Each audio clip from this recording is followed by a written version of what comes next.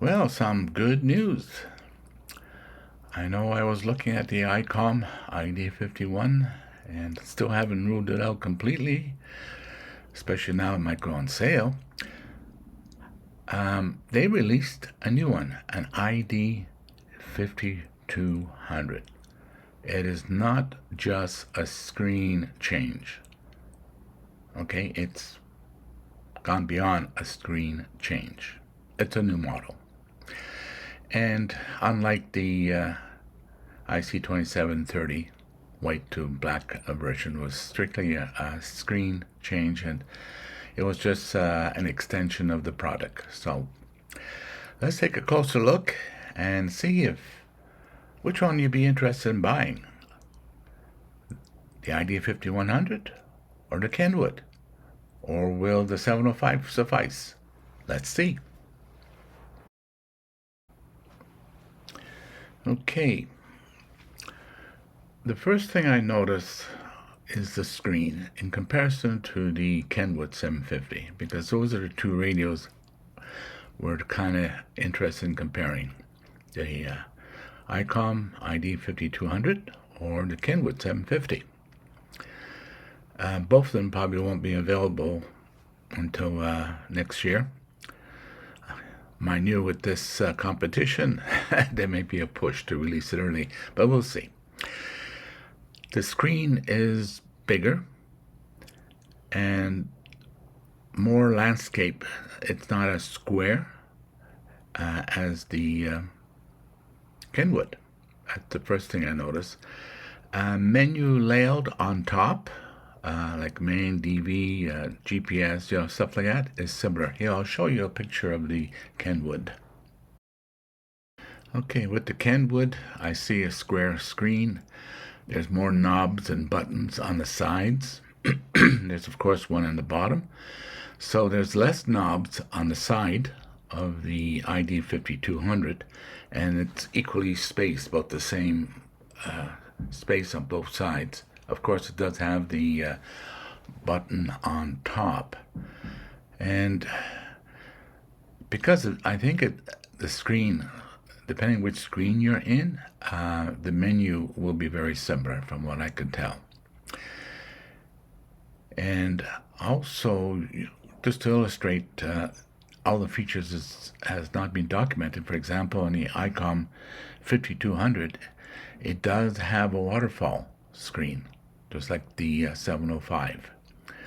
So that's the difference. I think from the look, the ID-5200 catches my attention more.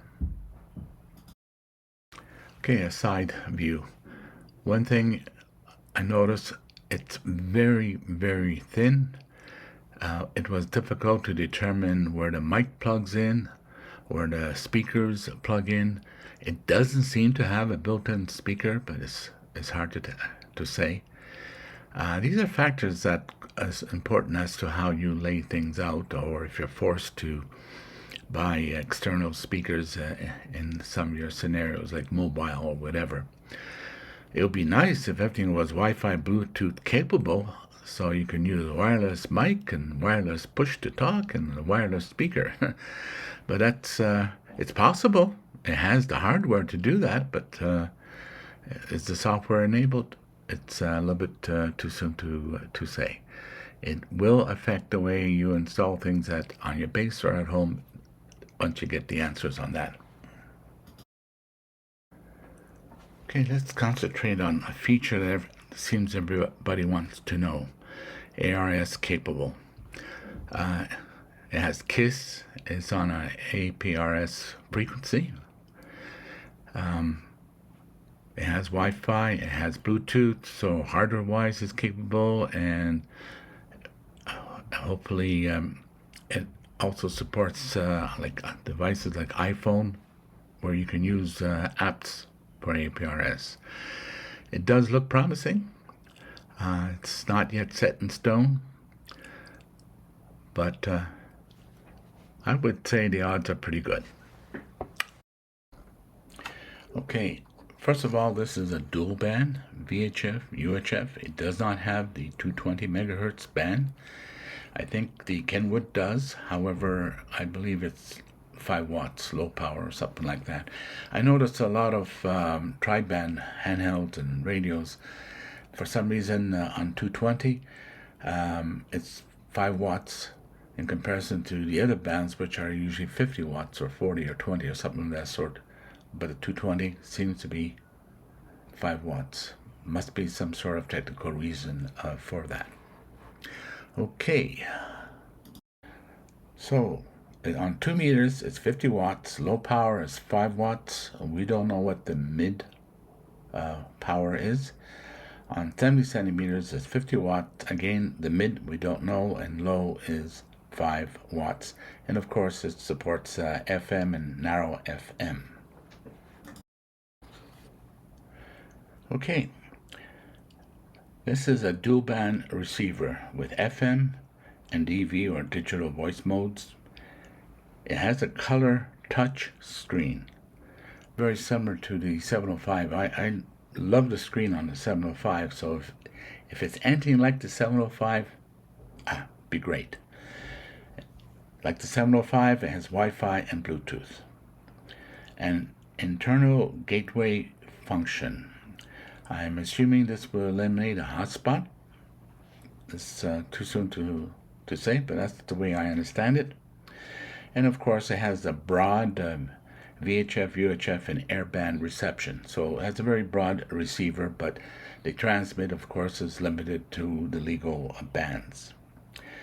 And which is also nice, is you can receive simultaneously dual reception, FM to FM, FM to DV, DV to DV, and it supports a DV repeater monitor function for digital network connections. I'm not sure, but I think it's very similar to the Icom 705. It has that Moni option. I played with it once, and sure enough, I heard a D-Star conversation going on in Edmonton, which is about 300, 400, something at kilometers away from here when I was in Calgary. I think there's a proper way to set it up, and I think by default it doesn't work very good, and I might end up making a video on it to show how it needs to be done. So it is definitely a successor to the 5100, and I know a lot of people like the 5100. So these features, yeah, I suspect it may move a lot of 5100 owners to it. And great for those who are looking for a cheap price for the 5100. It will come down, I'm sure.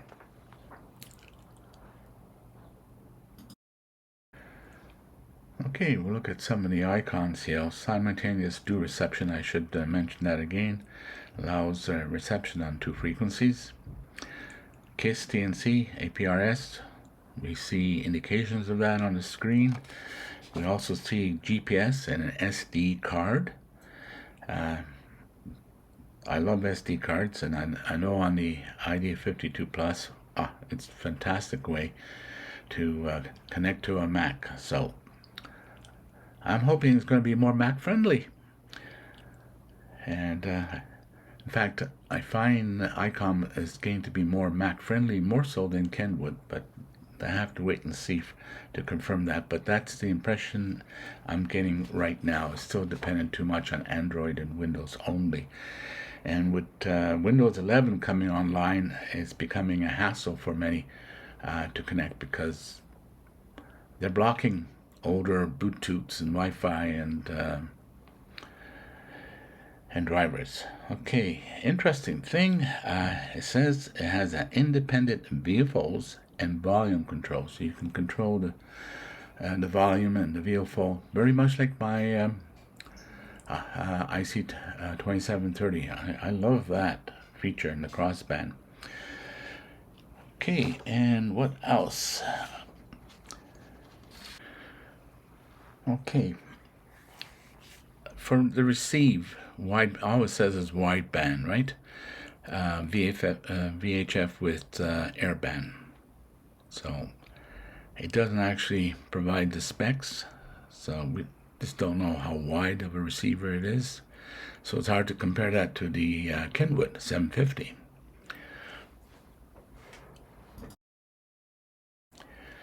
Okay, mode.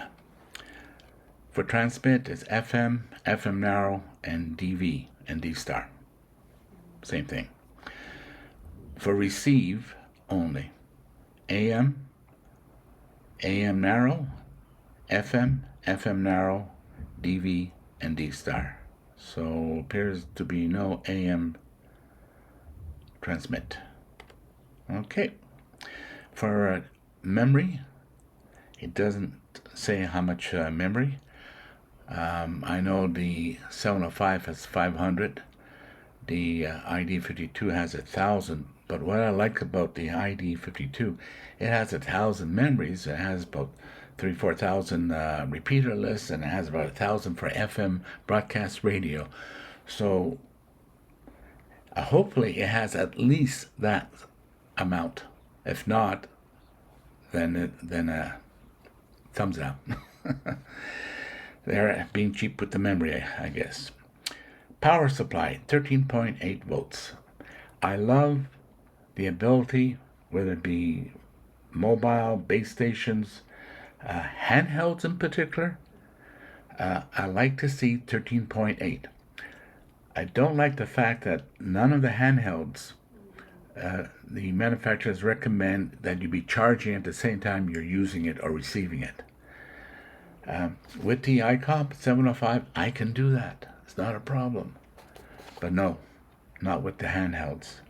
I think, to me, that's a very negative point.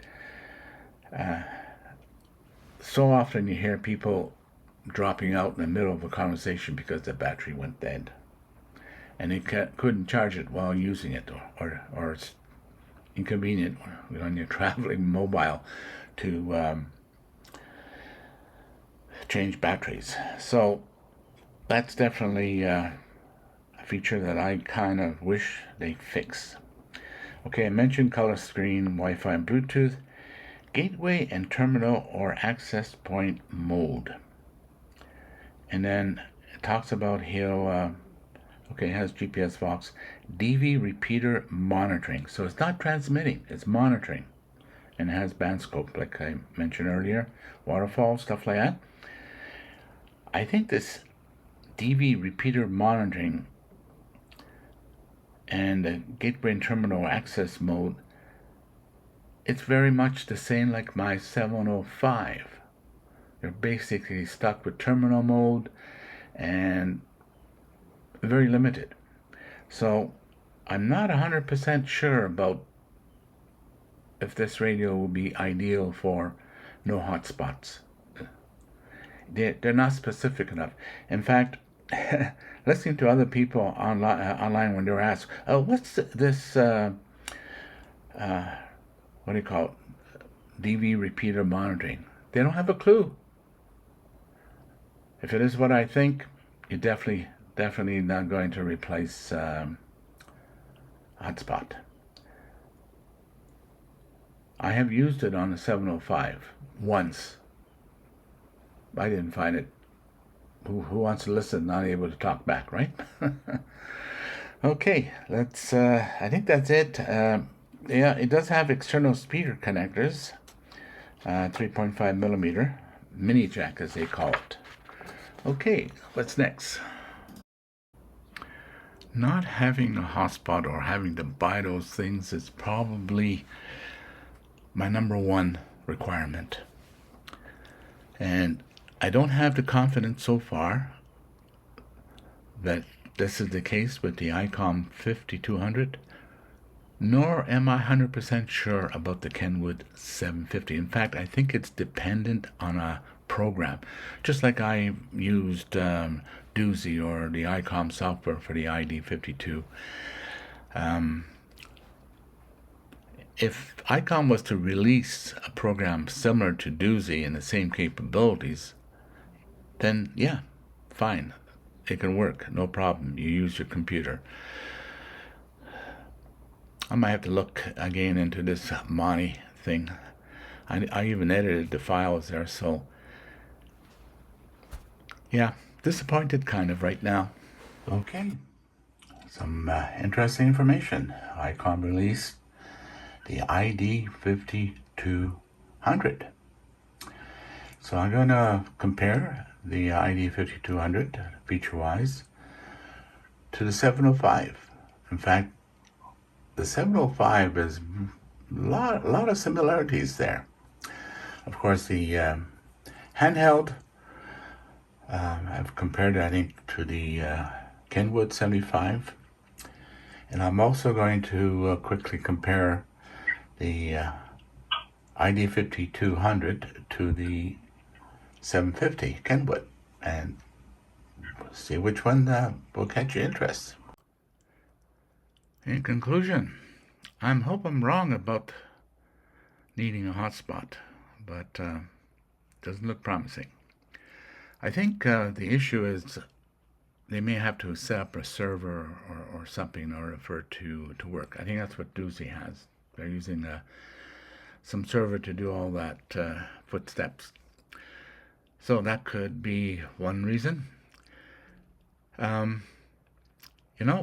After going through both the Kenwood 750 earlier, I have talked about it on a previous video, especially the handheld. And now I have the 5200 to compare. I feel pretty good about my Icom 705. It's compact, it's small. Judging by the pictures of both the Kenwood and the 5100, bulky. Unless everything is wireless, the accessories, it's just a cable tangle. Too many cables everywhere. Doesn't make it as easy as you think to set up in a mobile. The big unit you put underneath the seat or somewhere out of sight, and you gotta have cabling running to your head. No, it has to be all wireless. And the hardware is there. They just need fast enough processors. That's probably what stops a lot of this features. Is the processors are slow. They're not the latest, like the ones they have on the iPhone. So I think that could be the bottleneck. I'm not so keen to go and buy this radio. Not with the current information. The two radios that I have, the 705, 5200, is like, wow, perfect. Good quality, good audio, good transmission, very flexible, and I have HF. If you're a shortwave listener, you got HF and all the different modes. I have single sideband. I can work 2 meters, 70 centimeters, single sideband. Why do I want to lose those features? Power may be the only thing that someone may say, oh yeah, those units has 50 watts. Well, I'll go get a 100-watt amplifier if that's what I need. And yeah, satellite. Yeah, I can work satellite with this. I used to do it one time when I had the Icom radios. I had a VHF and UHF. They're two separate units. Now these are combo, dual band. So yeah, very exciting, very nice. But the features that I think are the most important, they're vague about it. They're very vague. And I think I touched on that possibilities. It's almost like a bit of double talk. And when you try to do research on what this talk is all about, no explanations. But if it is what I think it is, which I've used and played with on my 705, who cares? Not something I would use. The only feature that would be nice, like the ID-52 Plus, using the Icom software on my iPad, I have to do a copy and paste when I want to switch URL addresses for different XLX sites.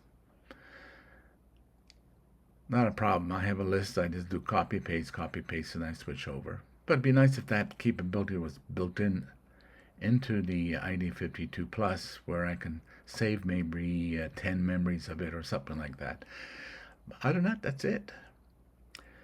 And for everyday use, kicking around, boating, fishing, ice fishing, off-grid, sharing radios in a group when you're hiking. Yeah, the H3 TID radio, great. They were perfect, small, compact. H8 wasn't as practical on account of the bulk and so forth, but when you needed greater range, yeah. I have to say, I've been playing with the TID radio, DMR radio. For analog, it definitely beats the H8 because it has features that the H8 just doesn't have that I like. I've talked about it, I think, in previous videos. Anyways, I would appreciate if you haven't done so. It certainly would be helpful for me to continue with YouTube. Please subscribe, and hopefully you like it enough for a thumbs up. Have a nice day. Take care. If you haven't done so, it would be appreciated. Please subscribe. And thank you for watching. Have a nice day.